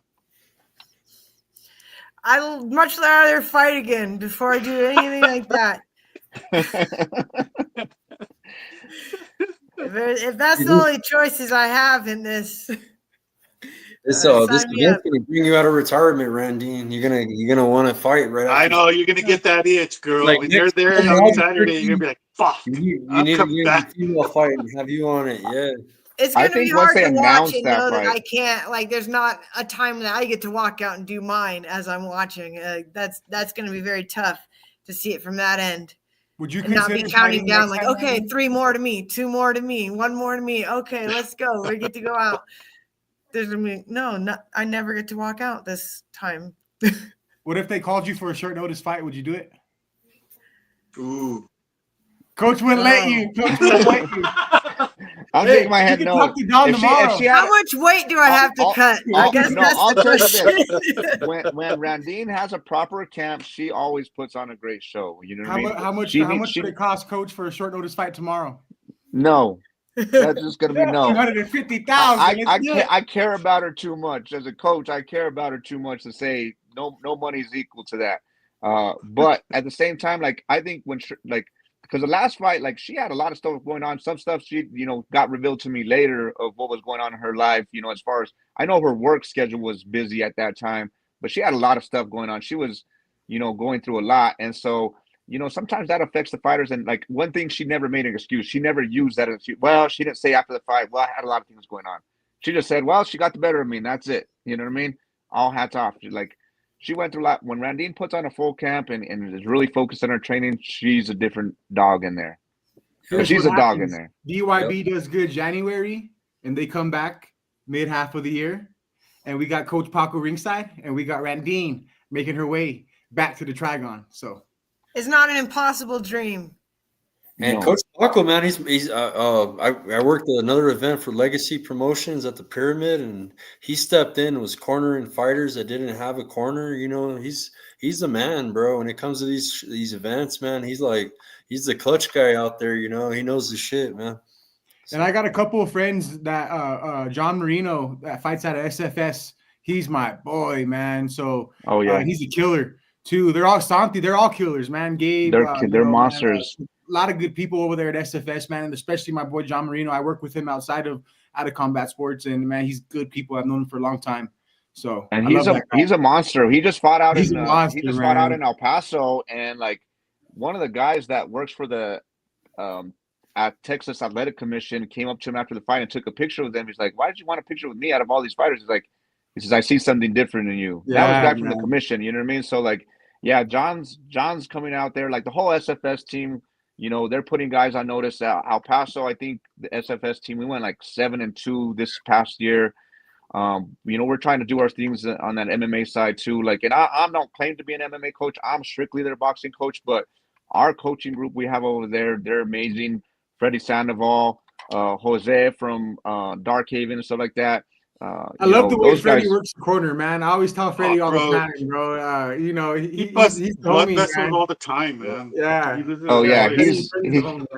And that's why I cornered Freddie for his BKFC bare knuckle fight because he did a show, and it was like he's not, he's more of like a different background and stuff like that. He wanted to work on his boxing, so he brought me along to work with him.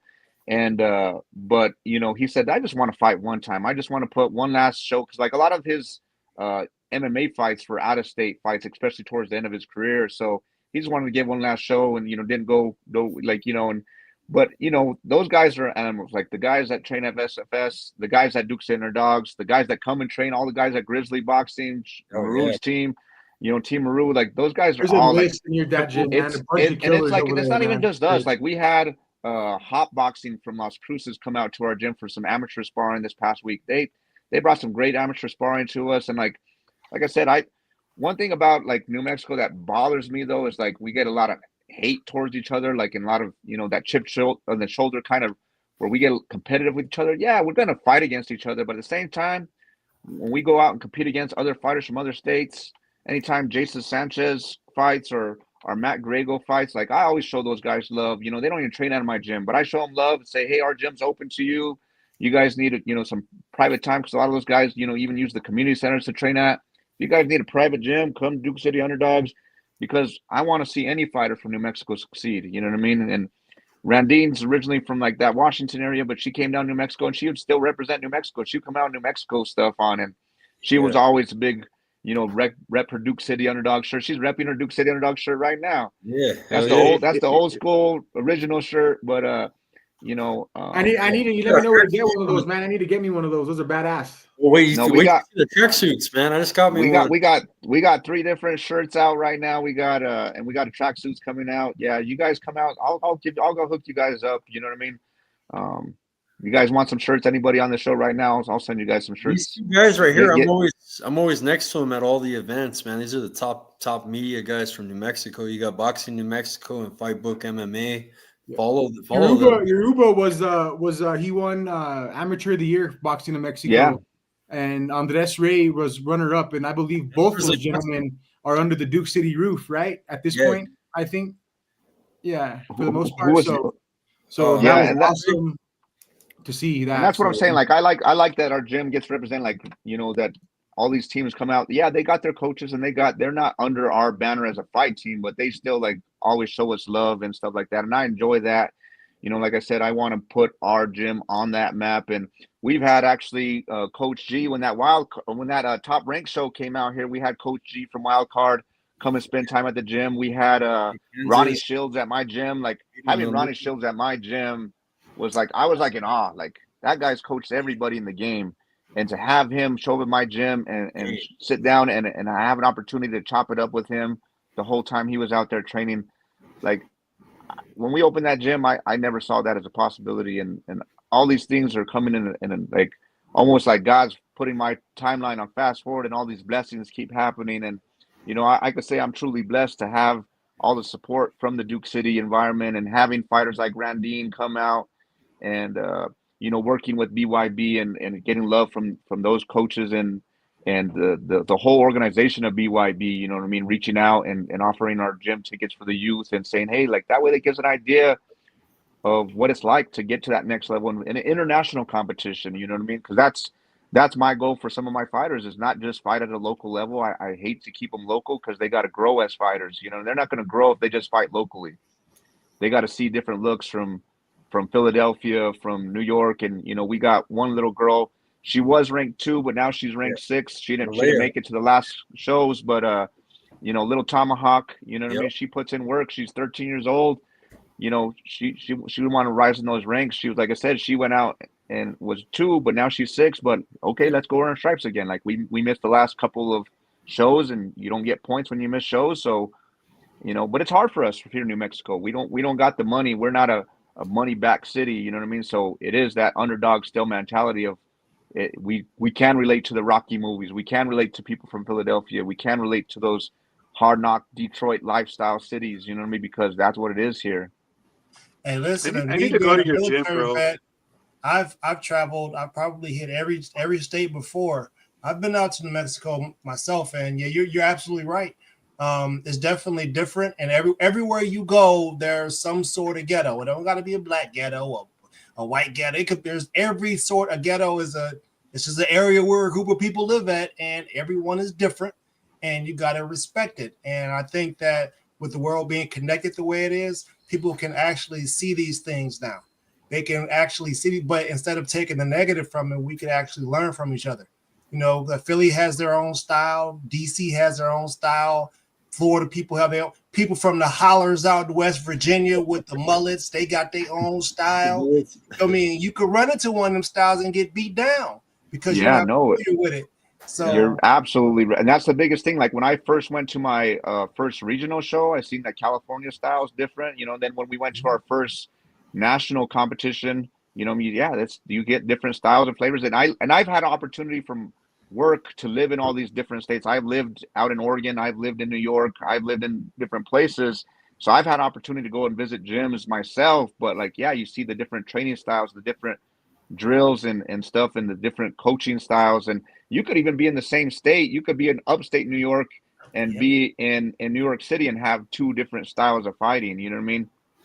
So, but like we've been blessed as a gym to have like people from all over the world come and train at our gym. One of our fighters, Baby Drago, I know Tim's real good buddies with Drago, and I am good buddies with Drago. He's one of the fighters that, you know, he actually trains out at a world-class boxing gym out in Pennsylvania. Yeah, Tommy Angulo is world class. Yeah, so he goes and trains out there, but you know he's from he's originally from Russia. You know what I mean? Born in Russia, raised stateside, but born in Russia. Like came, I think, to the States when he was like 8 or 9 years old. So we get all these international flavors. We used to have another guy out of the Ivory Coast in Africa come and train at our gym, Georgia. And so we've had all these people from different things. But one thing I like about the boxing game is like you could speak all these different languages and be from different parts of the world, but we speak one unified language, and that's boxing. Yeah. A jab is universal. An uppercut is universal, and that's one thing I love about doing this, and blessed to be a part of this is to meet people and network with people, not just from New Mexico, but from a global standpoint. Yeah. Randy, and I got a question. Yes. Do you work in the healthcare? Yes, I do. Okay. Are you a nurse or? So I'm an invasive and electrophysiology tech, and I work in the EP lab currently, doing are assisting with heart ablations and device implants and explants. Right on. Hey, she's in my field. Nobody would never know it. Same here. I work. I'm a registered medical assistant. Been doing that for 24 years. Dang. I was a biomedical engineer. I worked with MRIs, X-rays, CT machines, stuff like that. So I know what you're talking about. I work at every hospital in town, but I'm outside their window. I was gonna say you're hanging by a fucking rope. Yeah. So I got my eyes on you. Cancer center. I see you. You named a few machines that we use and have things involved in. I appreciate all of our biomed engineers. They keep our stuff functioning and working properly, and we definitely could not do any of our work without them. And I know I call mine every single day and got to sweet talk him into fixing things for us. And Randine, real quick, you had told me a story about one of your colleagues that tried to convince you and pay you not to do fights anymore. Can you elaborate on that? Yeah, so I love bare knuckle enough that I turned down getting paid what I was going to get paid to fight to not fight, because one of my doctors was like, you should protect your brain and your hands and your eyes and everything that's valuable to you. So I'll pay you whatever they're paying you to fight to not fight. It's a tempting offer right there. Like I make the same money and I get to walk away looking like this. Like that's great. But then I don't get to punch anyone in that scenario. And so I had to say no. You can't be at the hospital with open wounds. You know that. Oh, hell no. I'm just like you. I throw my sunglasses on. When you get them on there, as soon as they go to sleep, my sunglasses come off and I go right back to work. No, you don't. No, she actually did one of the podcasts with Don from there was a BYB podcast they did, and she was doing the interview and she had her shades on. They're like, can you pull your sunglasses? She's at work in her scrubs. Yeah. And can you pull the glasses down? And she's got huge black eyes. You know what I mean? I did the interview from the operating room. It was great. Just get that Vicks, girl. Throw the Windex. Yeah, I'm sure a lot of people wish I would have come looking like I do, because they just feel sad for me all day long. But I'm like, I don't give a shit. Like, I don't have to look at it. So. Yeah. But Randine, you said Thursday you can't make it, but Friday you're going to be at the weigh-in for sure? Yeah, Thursday most likely I'll be working literally right down the road from there at the Heart Hospital in New Mexico. So I guess if anybody wants to swing by there, buy me lunch or coffee. I need to get my ablation redone in my back, so yeah, maybe I'll slide out there and let them kill some nerves. I actually won't be there Thursday. I'll be in Gallup. But Okay. but for sure, I'll see you guys Friday and Saturday. Most definitely. Yes, Friday and Saturday we'll be there. I'm gonna be there Thursday, Friday, and Saturday. I had something crazy happen at work. I left work for the day Friday, and my coworkers beat up my owner. Yeah. Oh shit. And shit broke loose. The hospital, like, we're Albuquerque. pepper sprayed. I Right. lost my coworker of like 6 years. He got fired. His son got fired. I don't know. I can't work by myself, so I got some side jobs this week. So I told him I'm taking the week off. Let shit calm down before I come back. So I'll be there Thursday, Friday, and Saturday. But Hey, it's 2025, y'all. If you own yeah, some it's business, weird, you better weird run shit. Yeah. the pay up, or we putting hands in 25.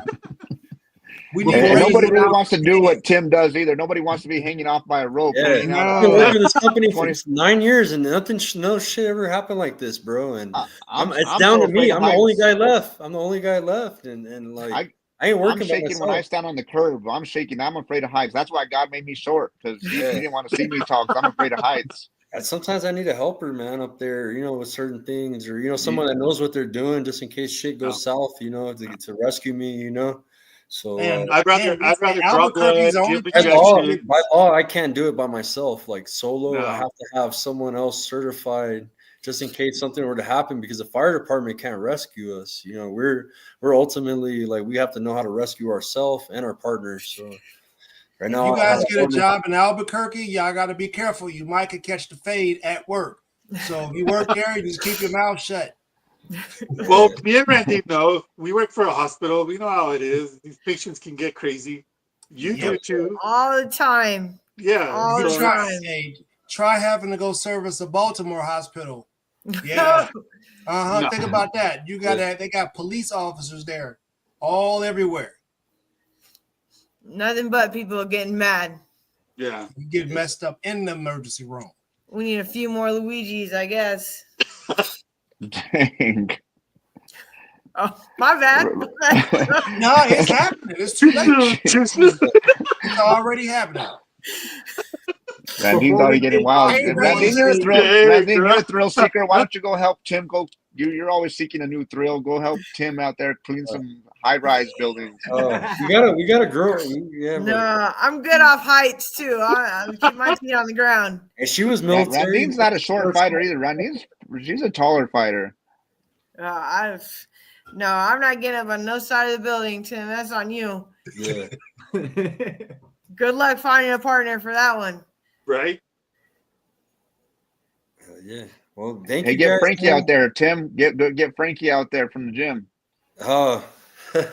Put him out there on that rope. Yeah, I was gonna get Martina a job, man, back in the day, but let's be But man, it's man, I'm getting old, man. That shit's killing me, man. I was in the military. I was airborne, air assault, and I've been working with heights since 2001, bro. I've been working with heights, and I'm tired of it, bro. I want to get into the professional media aspect. Kind of had the opportunity with Top Rank, a couple times this past year, and starting to meet people, and I'm hoping that eventually, man, can let me retire from all this craziness and do something I like. I like interviewing these amateurs. I had Keith Colon on. He's 3-0, 3 knockouts. He's a killer amateur. He has history with Yoruba, and I just like the youth, man. I see him grow. We got Vince. We've been interviewing Vince for like 3 years now, and Vince is top 5 in the world. We got Angelo Leo. He's a world champ now. It's so cool seeing people grow, man. It's like we're having, what do you call it, Ernest? What we're doing on here? We're making an encyclopedia. What do you? Yeah, it's like a digital record. People will be able to go back and look at these videos 5, 10, 15 years down the line and see where a person started from and saw who was there encouraging them to do these things. And then it's a positive cycle that gets people off the streets, and that's what we need. Yeah, and we're not only doing pros, we're doing like, amateurs, kids, like we need to give people exposure. This is a new way to do business, to be successful in any fighting aspect. You got to market yourself good. You got to want people to tune into your fights, like you, like the way you fight. You know what I mean? You gotta do a lot of things to yourself, for that, Yeah, we're about community building here. You know, we had Antoine Bethea. He's a former NFL player, 2-time Super Bowl champion. He just opened up a youth empowerment center in the same city that we just had the 25 amateur boxers, and Jared Ford. Shout out to him. He's a heavyweight boxer. He's just people are sick of living a certain type of way. You know what I mean? And you gotta, instead of just talking about it, you gotta do something about it. You gotta actually put actions to your words, and then when you do that, people see that, people are willing to get behind you. It just takes somebody that got the guts to spearhead it, and it takes money, unfortunately.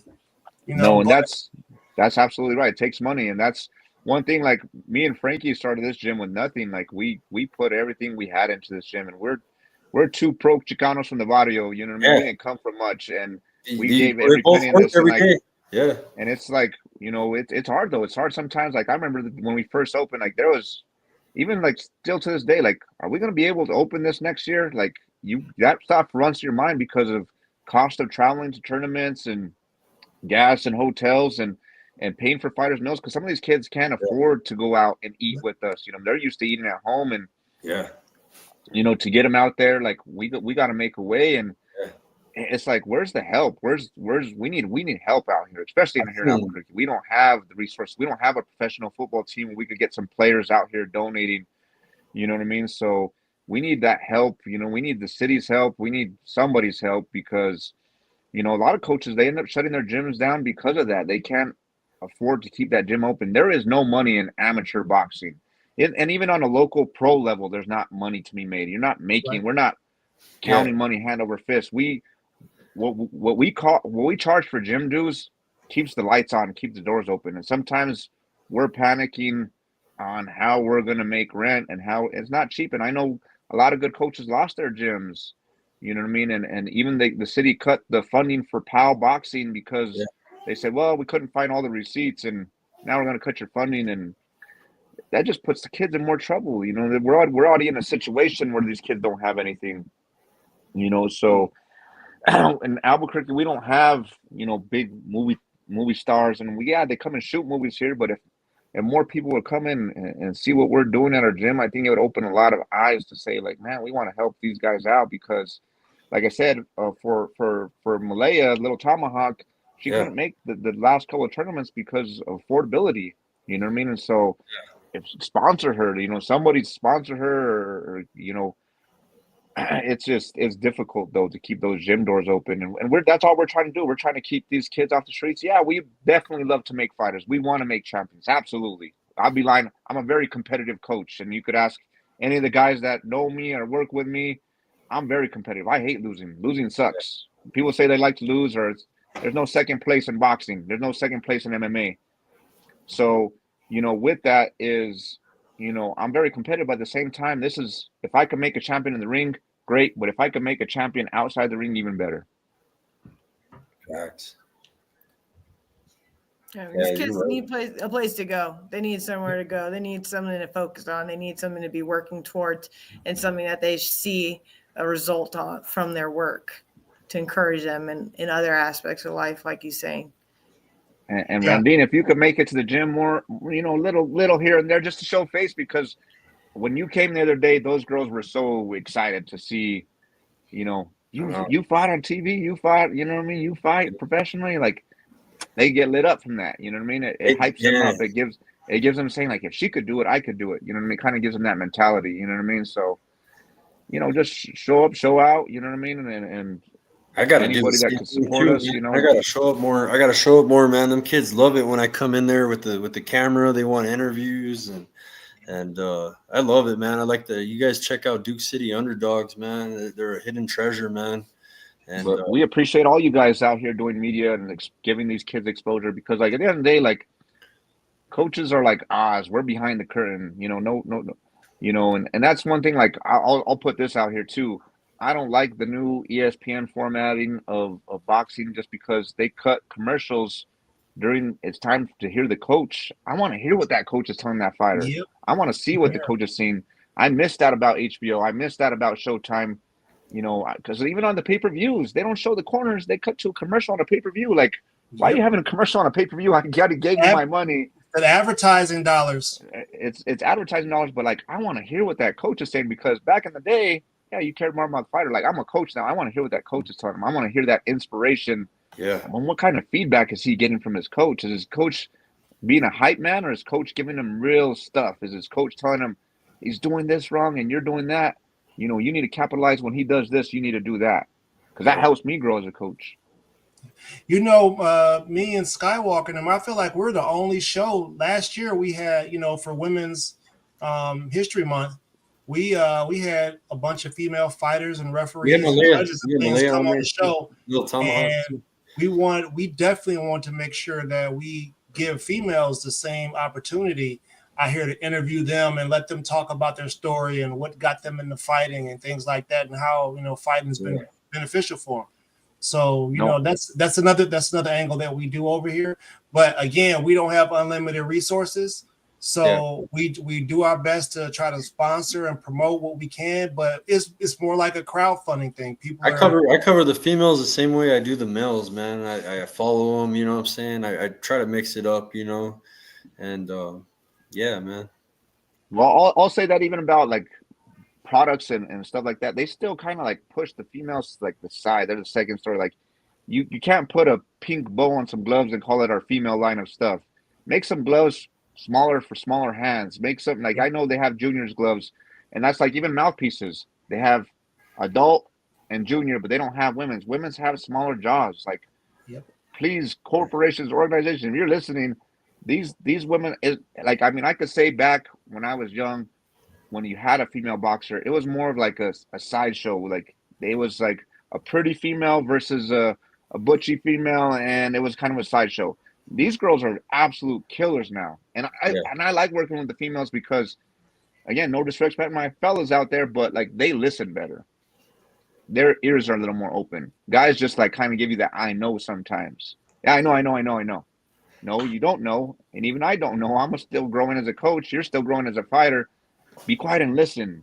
And like females listen, they're easier to me to work with because they listen a lot better. Techniques would be having some good techniques as well. I'll be peeping game. Yeah. No, you're absolutely right. Because some of the, boxing that we've seen lately on the female on the world level, WBC championships and stuff like that. That was that Amanda Serrano, Katie Taylor.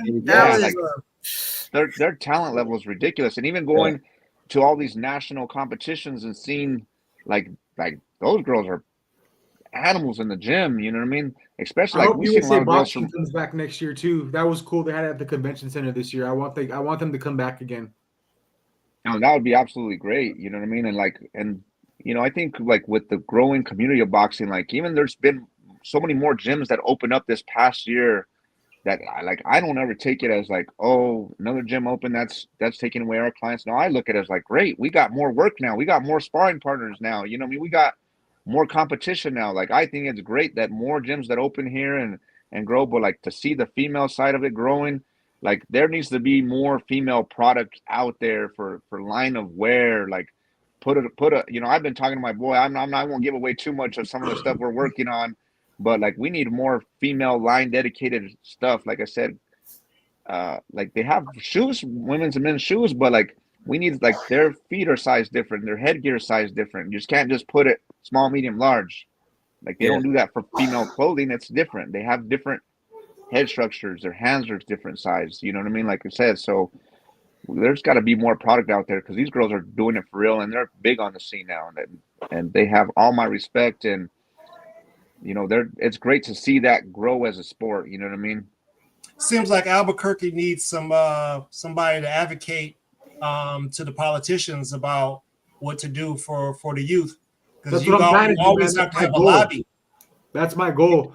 I was at a meeting last week with some of the higher ups in the city, and I'm trying to get my foot in the door and advocate. And it's really what I want to advocate most is for the youth, and help them out. And then that'll just build a platform for us to grow regionally and have some of the cool professional stuff happen as well. But that's where I'm trying to come into play. And before we get out of here, I just want to say, anybody in New Mexico that wants to collaborate, any gym, no matter what type of combat that your gym offers, any business owner that's a fan, like myself, you can be involved. There's ways to be involved. So just hit me up in any of my inboxes, and I definitely want to work with any and everybody that wants to be involved, so we could just keep this dream alive here. And again, January 11th, you don't want to miss it. BYBtickets.com/ABQ, code Blakes, 10% off. We'll see all you there. And if anybody wants to party, Bourbon and Boots will be the after party for both nights, weigh-ins and fight night. So Rebel Entertainment Center will be there. I love you all the community. Thank you guys. And again, Tim, the Tim and Tim show, I just want to say thank you for having us on today. And I want to be on more. So I hope to work with you guys more in the future, and best of wishes to you guys and your media ventures. So Rob, Paco, nice to meet you. And of course, Randine, it was nice to meet you tonight as well. We'll see you guys this weekend. And I know tell them where to find you. Tell them where to find you at. We'll have a beer or a shot. So, hey, Gabe, tell them where to find you at. You can find me at Gabriel Padilla on Facebook and on Instagram as well. I'll link all my stuff, hopefully. But yes, you can find me at Gabriel Padilla on Facebook and Instagram, and boxinginmexico.com. Shout out. You can find me on there as well. We've been doing some articles and covering some local stuff in the Southwest as well. But yeah. Cool. Thank you, Gabe. Appreciate you, man. And I got a couple of shout outs if it's okay, Tim. Yeah, go for it. Yeah, shout out to your show. Absolutely. Thank you for having me and Randine on. Thank you, Randine, for being a great fighter, being an inspiration to our younger fighters. Shout out to you, New Mexico Boxing, and everybody out here. Poppy, thank you. Thank you for having us on. But also shout out to any gym out here in New Mexico. I don't want to start listing because there's too many, and I don't want to offend somebody by leaving their name off the list, but you guys know who you are. You know who you support. Thanks for any gym that's giving us work. Thanks for the competition. All the officials. We need help officiating. You know what I mean? Some of these officials are getting elderly. You know what I mean? We need new officials out there. If you got time, if you got, things that you could do to help the community, get involved in your community, whether it's coaching youth sports, you know what I mean? So shout out to all the coaches out there. Shout out to all the gyms out there. And shout out to all the media. Shout out to BYB and everybody in the organization. Thank you guys for everything. Yeah, nice. Roberto, Fightbook MMA. Just find me anywhere on just type Fightbook MMA. You can reach me out there. And if you can't find me, just text Gabriel. He'll hook you up. He knows how to find me. Nice. But yeah, man. Thanks for letting me be a part of this podcast tonight, man. It was awesome. It's refreshing being. Yeah, we need to do some stuff, man, in the future for sure. Gabe, I was just going to tell you, man. Let's talk after the show, or sometime this week. We'll talk definitely. And Coach, I need to go to your gym, man. I need to go over there and take some photos and videos. Hey, you need to have a media day, Coach. Yeah. Yeah, that would be great. We love to have you guys out there. You know what I mean? At Duke City Underdogs, and we'd like to have you guys out there at Sandoval Fight Systems as well. That's over there at Legion Iron Gym. And you guys want to cover some shows in El Paso? I could put you guys in some contacts of the people that run the shows out there, and go get, because we've been fighting a lot out there. We plan on fighting on some of the shows at Rebel for Fight World, but we do a lot of shows in El Paso too. And same thing with our gym. We don't just try to fight here in New Mexico. If we see a show in Texas or show in Arizona, we're trying to be out there. You know what I mean? So we'll definitely plug you guys in when we go fight places, so you guys can give some of our fighter shout outs. You know what I mean? Oh, yeah. And we're just trying to put New Mexico back on the map. Be Fight Town USA again. Right. Oh yeah. You gotta connect me to El Paso. I haven't been home ever since I left the military. I mean, I go visit, but the community I don't know too well. So I'd definitely like to cover some media in my hometown. And Randine, I would love to have you on my podcast soon. Oh, thank you. I have a lot more free time now that I'm not working out twice a day around work and school and a bunch of other things. So let me know. We can definitely work something out. I'll reach out on Instagram. Cool. And Randine, where can they find you at? Yeah, so just look me up, Randine Willoughby, on Instagram, TikTok, Facebook. I don't really actually keep the Facebook app, but Instagram, TikTok, I'm pretty active on. And my Instagram handle is Life of Ease. So I'll hit me up, guys. Yeah, Yeah, life that's of me. life_O_EEZE. Yes. Yeah, I should be specific about that. Sorry. Yeah. Or type in your name, it'll come up, right? Randine Willoughby. Yep. Yeah. Okay. Just Google her. She's like Yeah. the first person that pops up on Google. Yo, check out her fights. I'm not lying. Yo, that was one of the most entertaining female bare knuckle fights I've ever witnessed. It was amazing. And check out her fight. It's on YouTube, right, Randy? Yeah, everything's on YouTube. And if you look at the BYB, they have all their fights on there. So Which BYB was it they're on again? there. Tell them the number. The number B, it was BYB 10, right? I think I've been on BYB 10 and 18 and The Nadine 20 fight. something, 23 Nadine- or The Nadine fight is which one? Nadine fight was 18, I think, 15, 14. She had a great fight on her I fight don't know. on It's on one of BKFC the too BYB. was crazy. Yeah, that's an amazing fight. Go replay that one, guys. You'll be a fan. That was BYB 15, wasn't it? Maybe. Yeah, it was BYB 15. That BYB sounds 15. all right. Go replay Randine's fight, man. That was amazing. Yeah. That's But why thank you're here, you right? for having Yeah. me on. Appreciate it. I look forward to the fights this weekend, and I'm excited to watch them. Nice. See you all there. All right. Wait a minute. Before we get off of here, I want to say Happy New Year's to everybody. You guys try to find a way to stand up for what you believe in, if that makes sense, and make a difference in your community.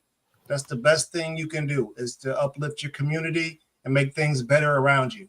So Happy New Year, and you guys find something positive to do with yourself. Or you can get these hands. Yeah. Yeah. Yeah. Well, thank you guys. BYB 35, January 11th. It's going down at Revel ABQ. Get your tickets. Use code Blake's BYB. Tell them, what was it, Gabriel? Use code Blake's at checkout. 10% off. BYB, the best in the business, bare knuckle business, man. They're here to show out. So Cool. it'll be good. I got a link in my chat for the tickets. It'll take you right to the tickets. Go grab them. Perfect. Thank you guys. Peace. Much love to everybody. We'll see you guys.